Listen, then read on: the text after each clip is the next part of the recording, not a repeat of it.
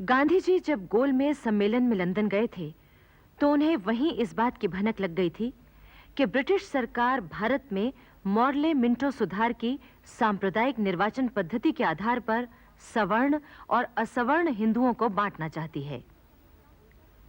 गांधी जी ने उसी समय यह घोषणा कर दी थी कि अगर हिंदुओं को इस तरह विखंडित करने की कोशिश की गई तो वो इसका विरोध करने में जान की बाजी लगा देंगे।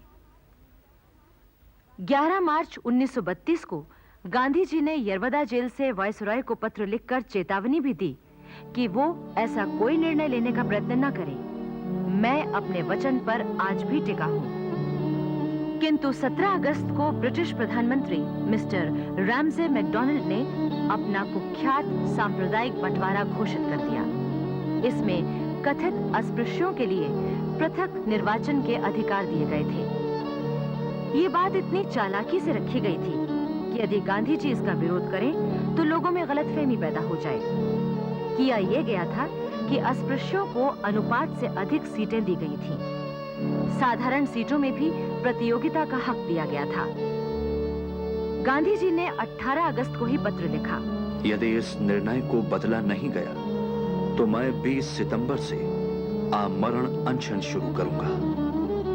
ब्रिटिश सरकार ने गांधी जी के इस निश्चय से विचलित हुए बिना ही सारे देश में अनशन की बात का प्रचार कर दिया ताकि लोगों में गलतफहमी फैल जाए। उस समय डॉक्टर भीमराव अंबेडकर देश के प्रसिद्ध समाजसेवी, पिछड़ी तथा दलित जातियों के उद्धारक और गरीब किसानों के हित चिंतक थे। डॉक्टर अंबेडकर को सन 1913 में बड़ौदा के महाराजा ने अमेरिका के कोलंबिया विश्वविद्यालय में राजनीति शास्त्र का अध्ययन करने भेजा था। उन्होंने सन 1916 में भारत में जाति भेद नामक प्रबंध लिखकर प्रोफेसर गोल्डेन के सामने पढ़ा। फिर उसी साल भारत की अर्थव्यवस्था पर एक प्रबंध लिखा जिस पर कोलंबिया विश्वविद्यालय ने उन्हें पीएचडी की डिग्री प्रदान की।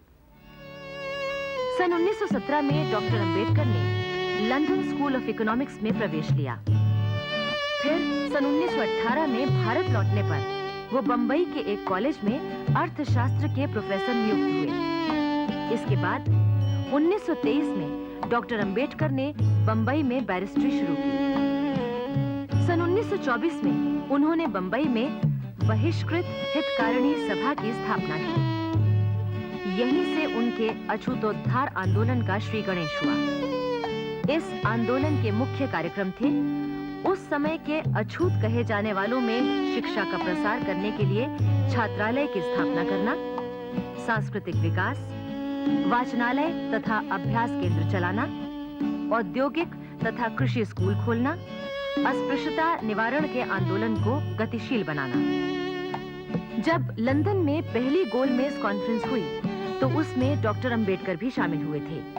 वहां उन्होंने भारत के दलित लोगों की ओर से कहा, हमारी जनसंख्या हिंदुस्तान की जनसंख्या का 5वां भाग है, लेकिन हमारे इन भाइयों की हालत गुलामों से भी बुरी है।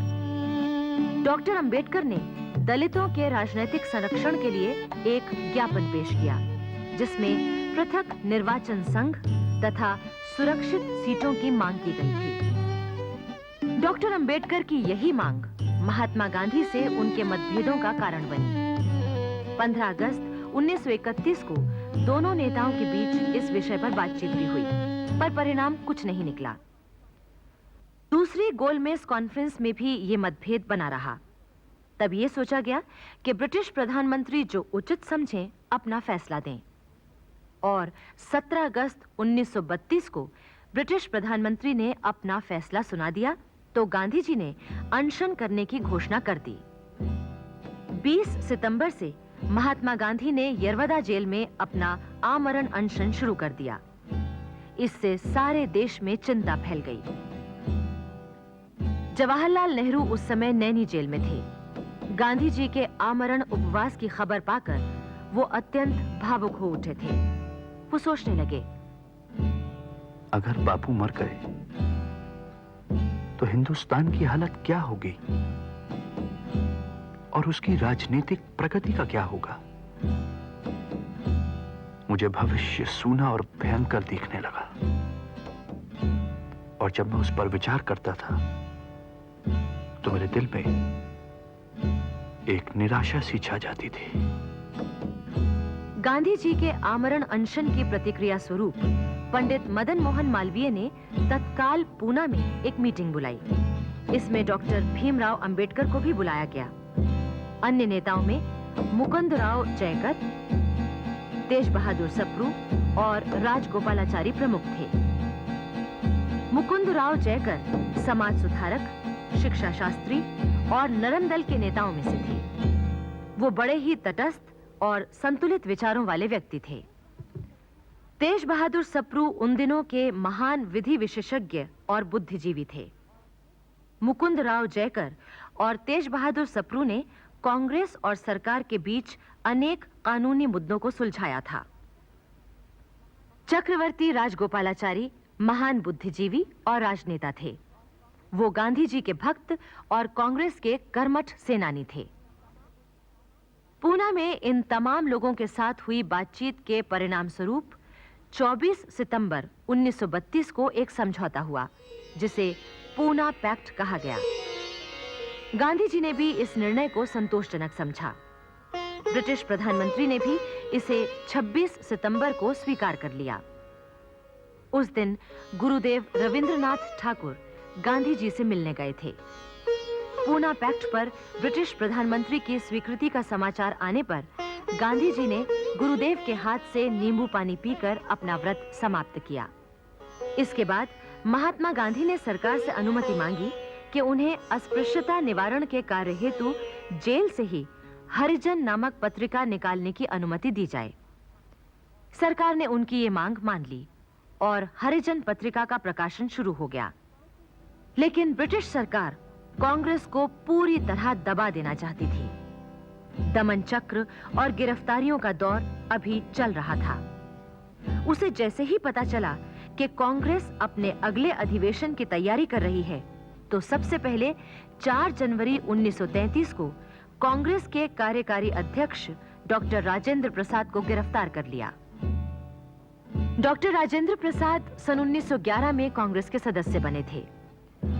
वो गांधी जी के संपर्क में सन 1917 में आए, जब गांधी जी चंपारण में नीले गोरों द्वारा किसानों पर होने वाले अत्याचारों की जांच करने गए थे। गांधी जी ने आत्मकथा में लिखा है, ब्रिज किशोर बाबू और राजेंद्र बाबू की जोड़ी तो बेजोड़ थी। उन्होंने अपने प्रेम से मुझे ऐसा अपाहिज बना दिया कि उनके बिना मैं एक कदम भी आगे नहीं जा सकता था। और राजेंद्र बाबू पर उस दौरान गांधी जी का ऐसा प्रभाव पड़ा कि उनके जीवन और रहन-सहन में क्रांतिकारी परिवर्तन हो गया। वो पूरे त्याग और समर्पण से स्वतंत्रता संग्राम में शामिल हो गए। असहयोग आंदोलन के दौरान राजेंद्र बाबू ने वकालत छोड़ दी।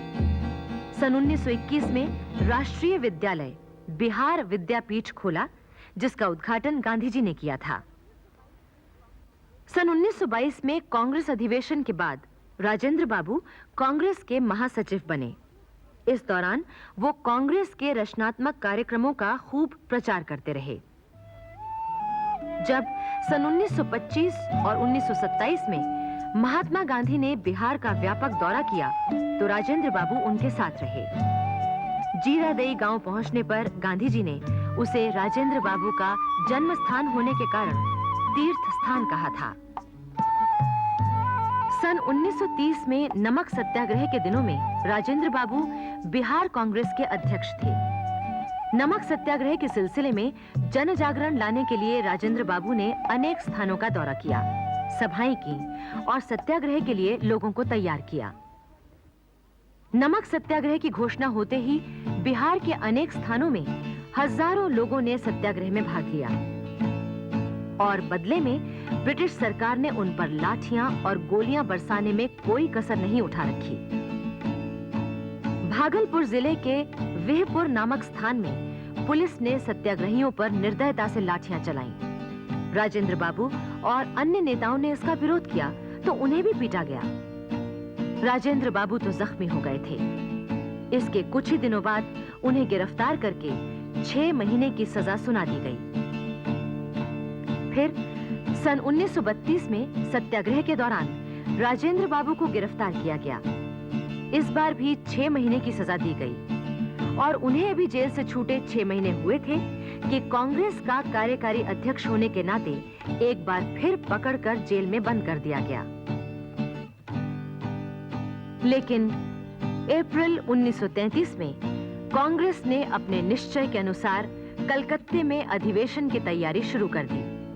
ये अधिवेशन चौरंगी और धर्मतल्ला के चौराहे पर आयोजित किया गया था, इसलिए इसे चौराहा अधिवेशन भी कहा गया। ब्रिटिश सरकार इस अधिवेशन को किसी भी कीमत पर नहीं होने देना चाहती थी।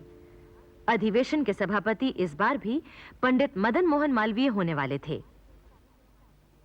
उन्हें आसनसोल में गिरफ्तार कर लिया गया।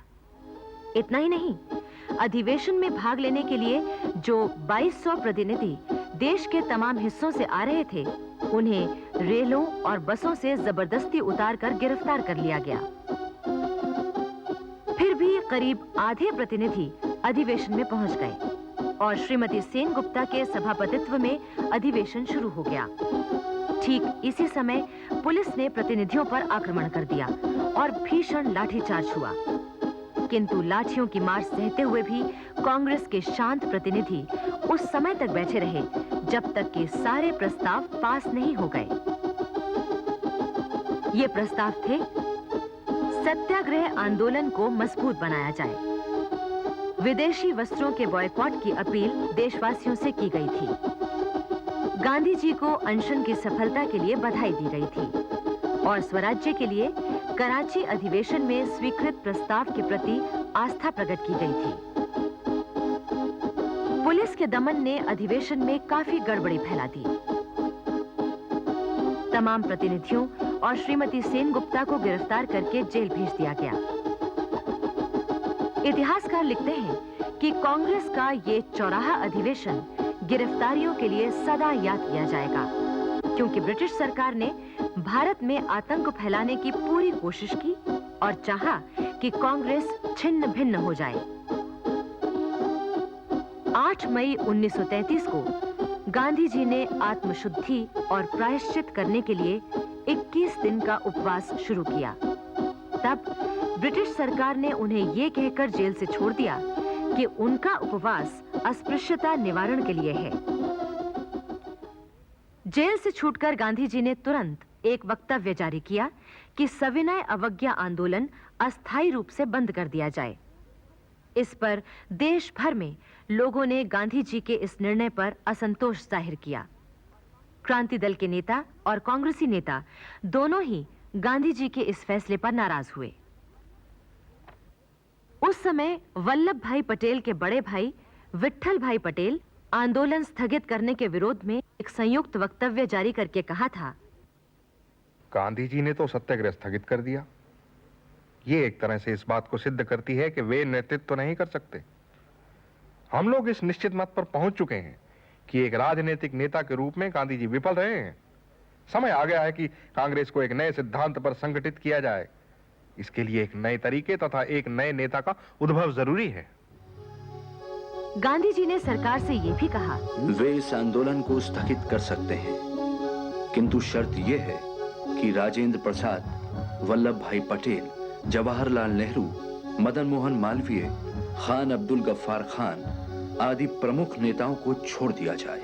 किंतु सरकार ने गांधी जी की ये अपील ठुकरा दी। धीरे धीरे सविनय अवज्ञा आंदोलन एक तरह से समाप्त हो गया। उस समय कांग्रेस के अध्यक्ष पद पर MS अणे काम कर रहे थे। उन्होंने पूना में प्रमुख नेताओं का एक सम्मेलन बुलाया और यह तय हुआ कि सार्वजनिक रूप से सत्याग्रह न किया जाए। हाँ, गांधी जी ने यह अनुमति दे दी है कि यदि कोई चाहे तो व्यक्तिगत सत्याग्रह कर सकता है। इधर गांधी जी ने फिर लॉर्ड विलिंगडन से बातचीत करने का प्रयत्न किया, पर लॉर्ड विलिंगडन इसके लिए तैयार नहीं हुए। तब गांधी जी ने व्यक्तिगत सत्याग्रह 1 अगस्त से शुरू करने की घोषणा कर दी। उन्होंने साबरमती आश्रम भंग कर दिया और आश्रम वासियों से कहा, आप सब कुछ होम करके व्यक्तिगत सत्याग्रह के लिए तैयार हो जाएं। किंतु सत्याग्रह शुरू होने के पहले ही यानी 31 जुलाई की रात गांधी जी और उनके 34 आश्रमवासियों को गिरफ्तार कर लिया गया। इतिहासकार लिखते हैं कि इस समय न सिर्फ कांग्रेस बल्कि पूरा स्वतंत्रता आंदोलन बड़े नाजुक दौर से गुजर रहा था, क्योंकि ब्रिटिश हुकूमत उसे प्रभावहीन बनाने के लिए कठोर से कठोर कदम उठा रही थी।